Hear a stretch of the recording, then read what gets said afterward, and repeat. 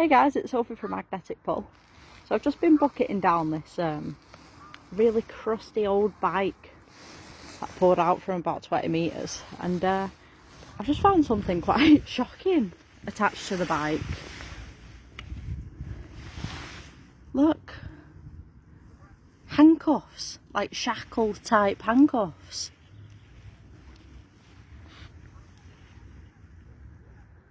They'll be worth restoring.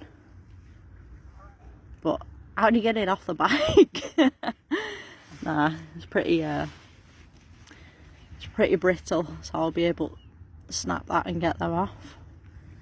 How mental's that? I don't know how old this bike is, but that's the style of lock that's on it. Yeah, I was just chucking buckets of water at it and found a pair of shackle handcuffs. Insane. Well, happy with that.